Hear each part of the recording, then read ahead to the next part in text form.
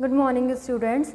I am faculty of Sandipani Higher Secondary School. Today we are going to start our new chapter in class 8th of Social Science. The chapter name is Foreign Policy of India and its relation with the neighboring countries. Today what we are going, Foreign Policy of India and its relation with the neighboring countries. इस chapter में हम क्या पढ़ेंगे कि क्यों foreign policy बनाई गई है, इसका एम क्या होता है, इसका ऑब्जेक्टिव क्या है, और अगर हमने बना ली और हमने इसके एम्स और जो ऑब्जेक्टिव है वो भी हमने फॉलो कर ली है तो किस तरह से हम फॉरेन पॉलिसी को डिटरमाइन कर सकते हैं, उसके फैक्टर्स को किस तरह से हम डिटरमाइन कर सकते हैं। और फैक्टर्स भी हमने डिटरमाइन कर लिए तो what are the main principles of Indian foreign policy. So let us start our chapter. Foreign policy is the crux of foreign relations. Today all the nations through geographically far from each other are very close to the means of communication. अगर हम ये देखे जाए तो जो foreign policy है, foreign relations को बनाने की क्या है, एक बहुत ही बोला गया है कि एक जड़ है। मतलब कि अगर हमें किसी से भी किसी भी टाइप का जो रिलेशन हम बनाते हैं तो किस तरह से हमें भी उसमें कुछ पॉलिसीज़ इन्वॉल्व करनी रहती हैं। और फॉरेन पॉलिसीज़ जो है वो क्या है, फॉरेन रिलेशंस को बेहतर बनाने के लिए ही बनाई गई है।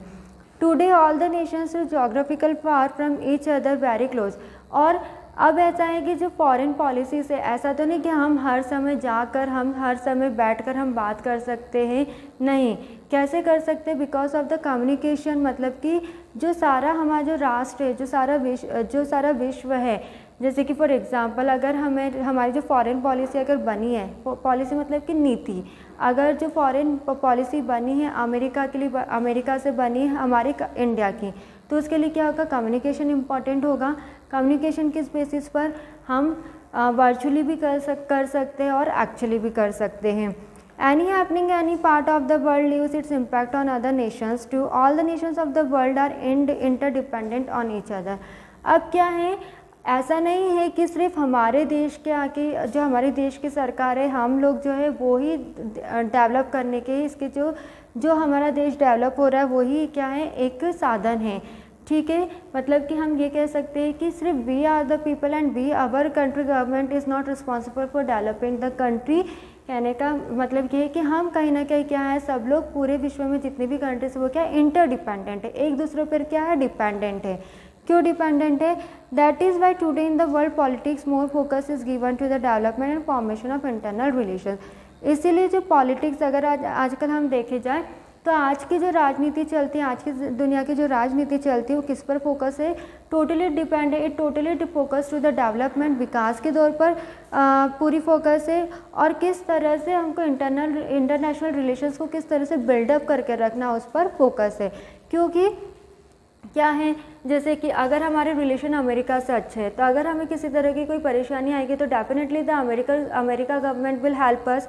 अगर अमेरिका किसी मुश्किल में है तो अगर they want help from us तो हम डेफिनेटली उनकी मदद करेंगे। तो क्या है कि इंटरडिपेंडेंट, और हमारे रिलेशन कैसे होने चाहिए, इंटरनेशनल लेवल पे भी कैसे होने चाहिए, अच्छे होने चाहिए, because for the perspective of the development के पर्सपेक्टिव से हमें एक दूसरे से रिलेशन कैसे करना चाहिए, अच्छे बनाने चाहिए। जैसे कि अब अगर हमारे रिलेशन अच्छे नहीं रहेंगे तो हमारे यहाँ के जो लोग हैं, हमारे यहाँ के जो बच्चे हैं, अगर they want to grab the education, higher study अगर उनको करनी है, if the person want to achieve the higher education from out of India, तो वो इजीली जा सकता है। पर अगर हमारे अच्छे रिलेशन नहीं होंगे उसके साथ तो क्या उस कंट्री में हम जा सकते हैं, नहीं जा सकते हैं। A good foreign policy is essential to establish foreign relations with other nations as required by a nation. The foreign policy is a group of the principle which is adopted by one nation to seek in national interest.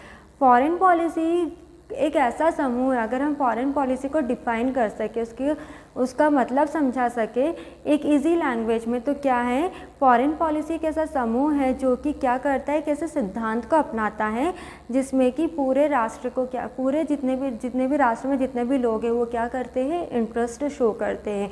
उसमें क्या बताते हैं कि हाँ, feeling show करते हैं हमारी nation के लिए कि हाँ हम जो अदर कंट्रीज़ पे क्या है, हम डिपेंड रह सकते हैं और उसकी जितनी भी पॉलिसी उसको क्या कर सकते हैं, हम अडॉप्ट कर सकते हैं।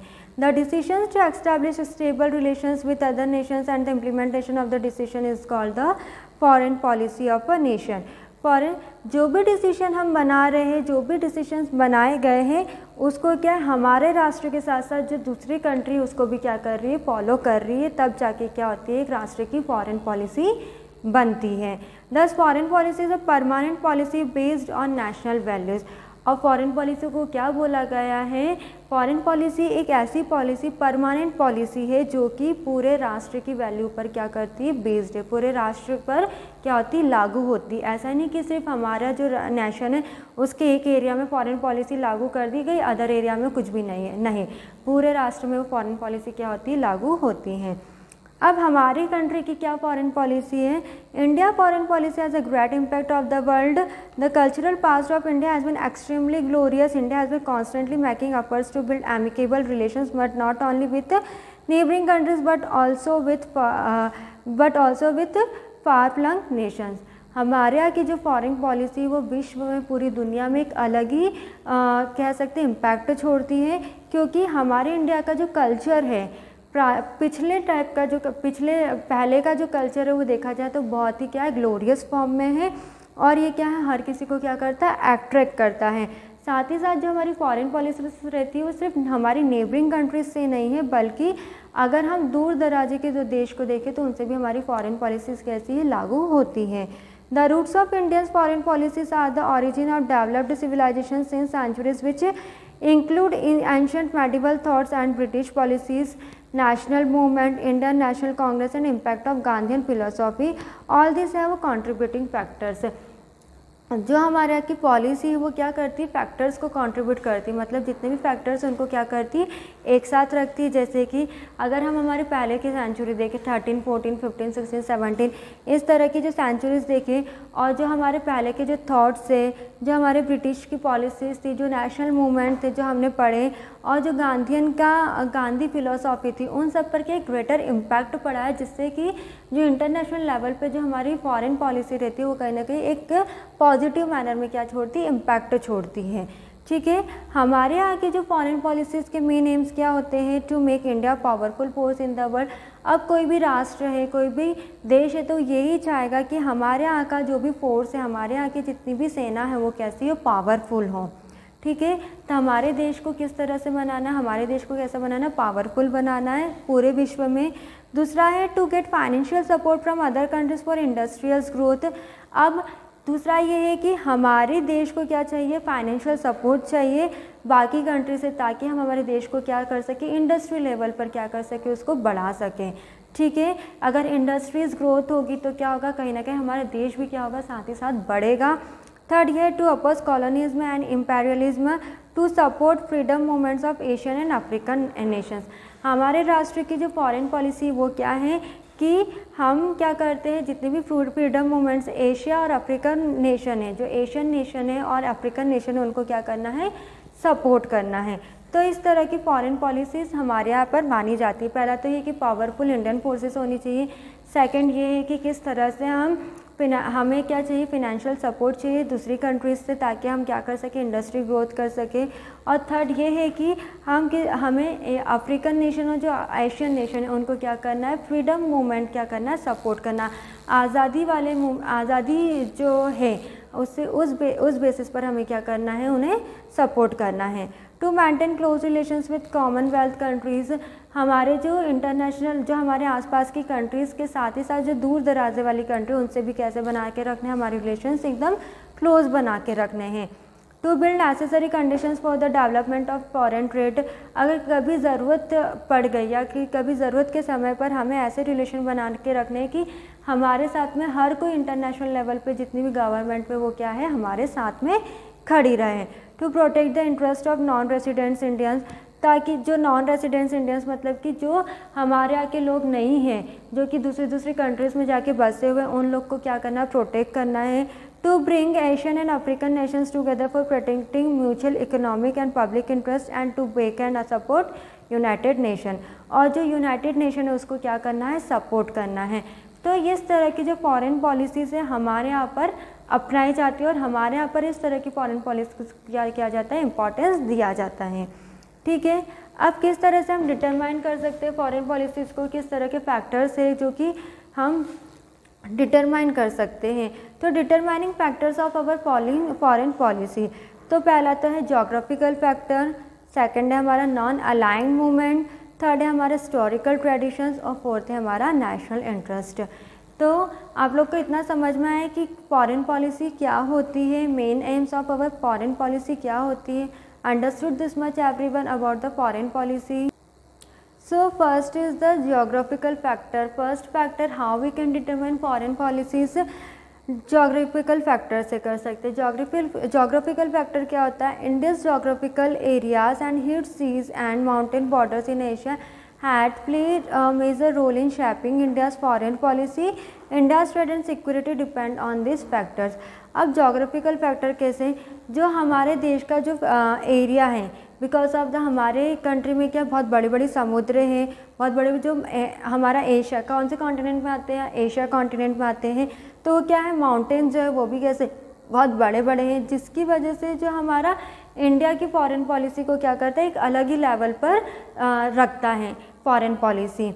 तो जोग्राफिकल फैक्टर किस बेसिस पर हम उसको रख सकते हैं, because of the vast and huge amount of sea, समुद्री इलाके होने के कारण, समुद्री एरिया होने के कारण हमारा जो फॉरेन पॉलिसी वो कहीं ना कहीं हमें जैसे इंपोर्ट करवाना, एक्सपोर्ट करवाना है, तो हम एयर रूट के थ्रू ना करते हुए वाटर रूट के थ्रू कर सकते हैं, सी से कर सकते हैं, रिवर से कर सकते हैं। इस तरह से हमारा इंपोर्ट और एक्सपोर्ट इंटरनेशनल लेवल पर हो सकता है। नॉन अलाइंग मूवमेंट क्या होता है, the world was split into two groups, capitalist and communist.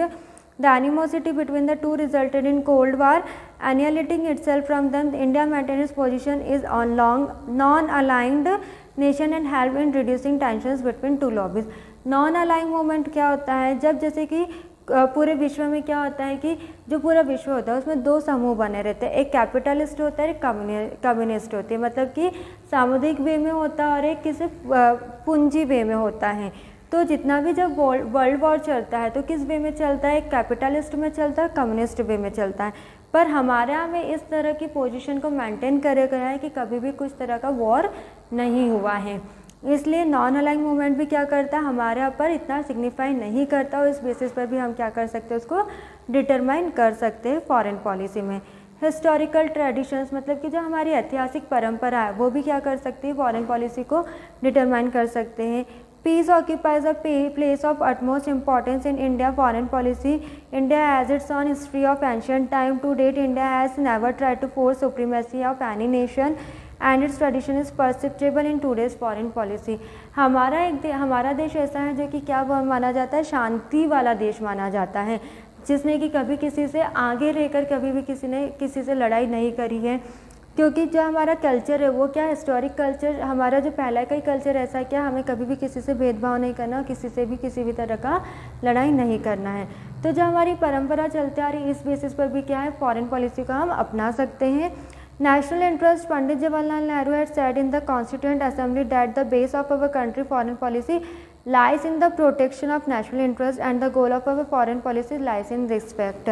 तो नेशनल इंटरेस्ट मतलब कि जो नेशनल इंटरेस्ट है वो किस बेसिस पर है कि जो हमारी कंट्री की फॉरेन पॉलिसी है वो काय पे बेस रहती है, पूरे प्रोटेक्शन पे बेस रहती है। ऐसा नहीं कि हमें सिर्फ एक ही आदमी को प्रोटेक्ट करना है, इसी को प्रोटेक्ट करना है, इसी एरिया को प्रोटेक्ट करना, नहीं। हमारे देश का जो रूल्स है, हमारे देश के जो लॉज है वो क्या है, सबको एक समान मानना, सबको एक जैसा, जितना भी सुरक्षा देना सबको एक जैसी सुरक्षा देना, ऐसा नहीं कि किसी के साथ भेदभाव कर करना है। तो इस तरह से जो नेशनल इंटरेस्ट शो करता है इस बेसिस पर भी क्या कर सकते हैं, डिटरमाइन कर सकते हैं हम फॉरेन पॉलिसी को। तो आज हमने क्या पढ़ा, आज हमने पढ़ा कि फॉरेन पॉलिसी क्या होती है, फॉरेन पॉलिसी किसकी जड़ है या क्रक्स है, फॉरेन रिलेशन की है। फॉरेन रिलेशन अच्छे हो गए तो हमारी जो फॉरेन पॉलिसी हम हमारे यहाँ पर लागू करना चाहते हैं वो इजीली बिल्डअप हो सकती है और ग्रोथ भी होगी।